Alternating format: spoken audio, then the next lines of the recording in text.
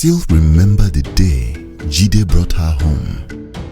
A beautiful woman, too beautiful, with skin smooth like river stones and eyes that never seemed to blink enough.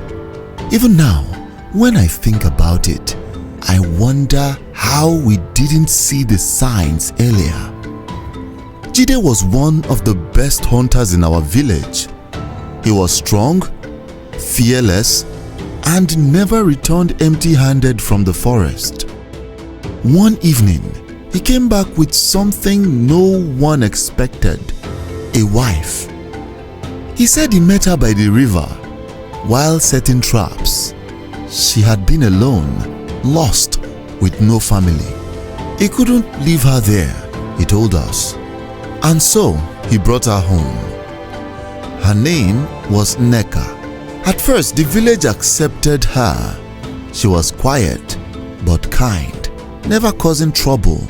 But something about her was strange.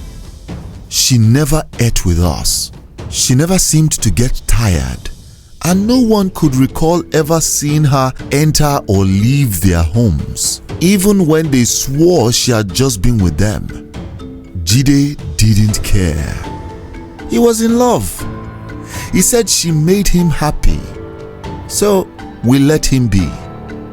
One night, the oldest woman in the village, Mama Ifeoma, called me aside.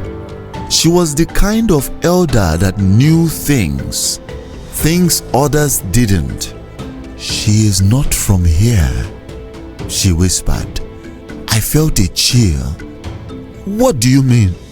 "She's a spirit. I have seen this before. If Jide stays with her, he will not live long."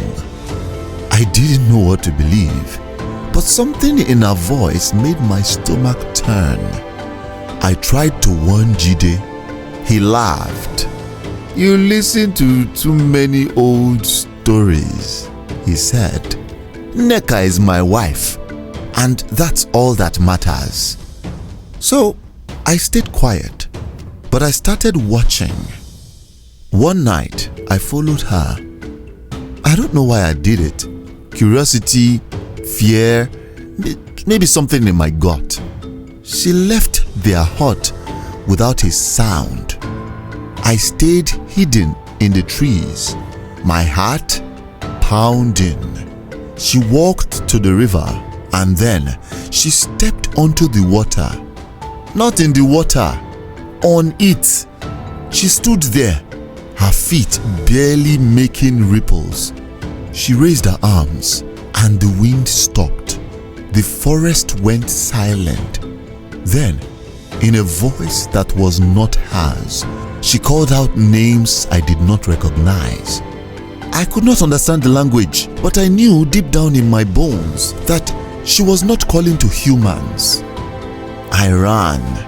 The next morning, I told Jide everything. He got angry. "Enough with these foolish tales," he snapped, but I saw doubt in his eyes. That night, he watched her himself. By morning, he was gone. Jide returned 3 days later, thin and weak, like he had fought a battle no one could see. "She is not human," he whispered. His voice was hollow. Nneka stood by him, silent as ever. But this time, there was something in her eyes, a sadness, maybe, or something darker. Jide entered the village. He told us what had happened. I followed her, he admitted. I saw her walk on water. I saw her call to the spirits. When she turned and saw me, she did not run. She only said, "Now you know." Nneka did not deny it.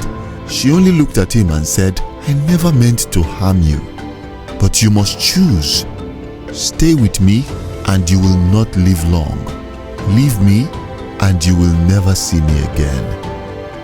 Jide did not answer right away. The village waited. The silence stretched. Then finally he spoke. "I choose my life." For the first time, I saw Nneka cry. She did not beg, she did not curse him. She only turned and walked back into the river.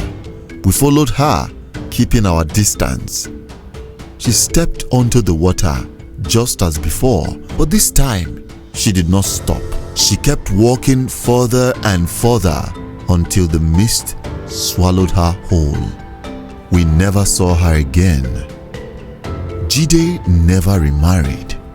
He lived a long life, but there was something in his eyes, like he was searching for something that was no longer there. Some say she was never real. Some say she was a test from the gods.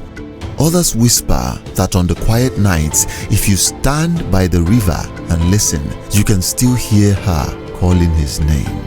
But Jide never went back, and neither did I.